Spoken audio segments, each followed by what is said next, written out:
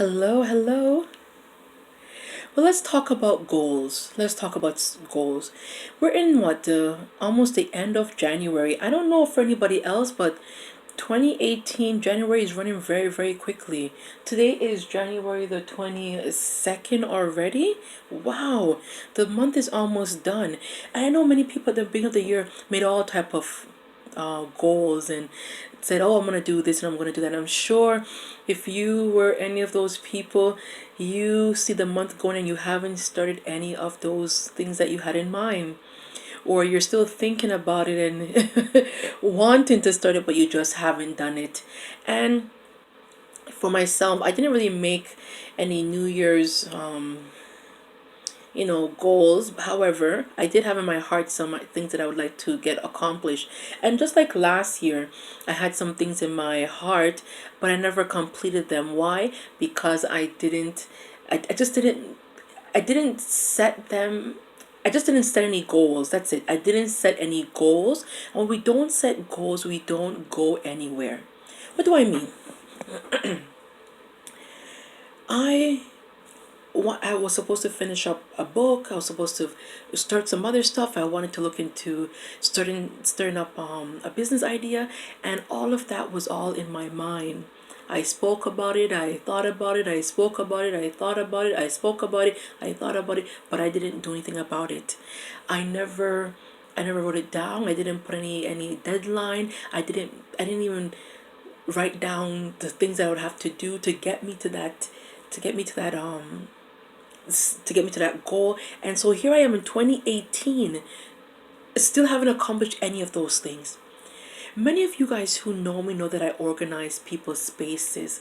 And so as a professional organizer, we help people organize it could be their time or their space, pretty much their life. And one of the questions I usually ask the client is, what is it that you want? They usually say, I don't know where to start.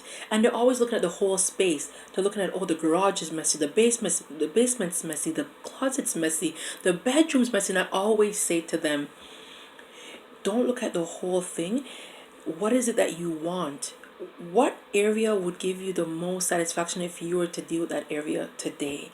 And so, yes, the whole house might be in disorder, but if they just chose the one area that would give them some kind of peace of mind. For example, maybe it's just their bedroom. If they would just get their bedroom organized, that would help them sleep better at night and wake up in the morning more prepared to tackle other things. Or it could be their office area that would help them to feel better, be more productive, or even efficient in their work life, whatever they need to do in the office area that would help them to maybe propel them to be more productive in other areas.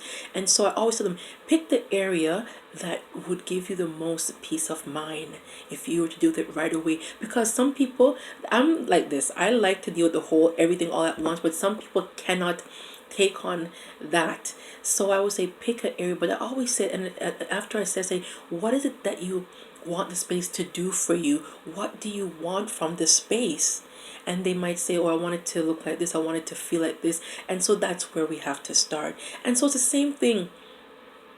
It's easy for me to ask clients, what do you want from your space?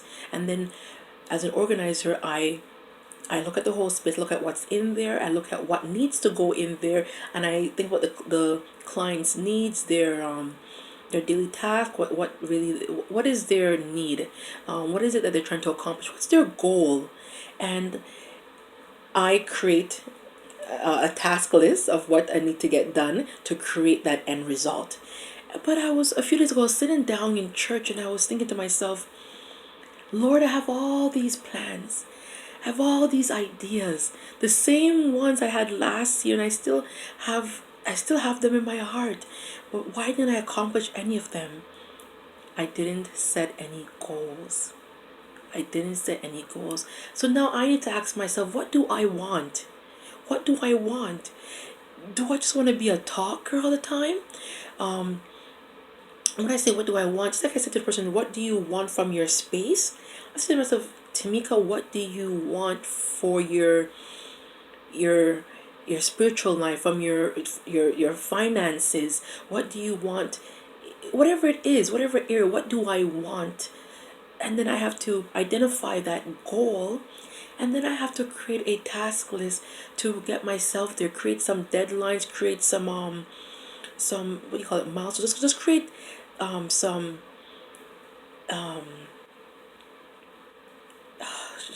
I'm lost for words. Some check. I call them check-in points. Maybe. So okay, let me try and back up. All right. Just like I ask people what they want from their space, I have to now ask myself, what do I want from each area of my life? And so, if that's where you're at, also, you're always talking, always thinking about something, but you're not accomplishing, something has to be done. And this is it. Even though I may have 10 things I want to do, I can't get all 10 things done at once. I heard a saying once and I loved it. The person said, you can have it all, but you can't have it all at once. And so, if you're in the same boat as myself, this is what I suggest. You identify all the things you want to get done for this year, even the ones you didn't get done last year. You make a nice long list, and then you look at all the months in the year from January to December. You look at the tasks that are most doable, or the thing that's most doable, and you assign a month to it. And after you assign a month to it, you think to yourself, what do I need to accomplish this thing? Do I need, whether it's more education, is a certain skill, whether it's information, whether it's research, whether it's talking to somebody, whatever it is, you make a list underneath that main goal. After you pick the month, what do I need to make this pretty much happen? And yes, don't get me wrong, while you're doing this, you might need to tweak some things, but that doesn't matter. The point is to get started. And the number one thing we have to get in order is our time. They say time is like money. If you don't track it, you won't know what you're doing with it. If you get paid or you get a certain amount of money and you just spend it and you don't track it, and you can't look back and see where it's going, you'll never you'll never be able to really, how do I say this? You won't, I don't even know, I don't even have words. You just won't, just like money, if you don't track your time, just like we don't track our money, we won't know where it's going. If you don't track your time, you won't know where it's going. So number one, you need to look at your time. How do you spend your day?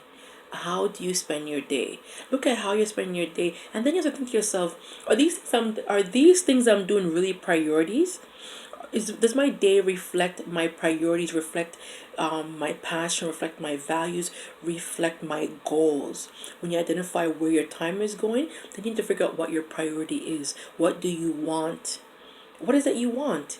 Do you, whether it's a better it could be, oh, I want to get fit, I want to start a business, I want to develop a new skill, I want to go back to school. How does your time reflect those things that you want? So you want to you want to look at your time, examine your time, and then you want to identify your priorities. You want to identify that, and from identifying your priorities, then you set goals. Then when you set some goals, you assign timelines, you assign weeks or dates or a particular month to get that thing done, or to try to move towards it. I'm not going to give too many tips in this video because I don't want to overwhelm you guys, but I just wanted to just clarify that we have to stop talking and we have to start doing. We have to stop talking and stop just thinking about things and start doing, creating, identifying how much time we have, as in if we have 1 month, couple weeks, whatever it is, identify that goal. So track your time, then figure out what is your priority for that particular time period, whether it's for the month of January, February, March, April, May. Prioritize your months, prioritize your year, prioritize your life. Then from there, when you prioritize, when you know what your priorities are, if it's family, how does your time reflect family time? If it's your education, how does your time reflect that? Is it really reflecting you studying and dealing with your education, or is it reflecting you doing other things?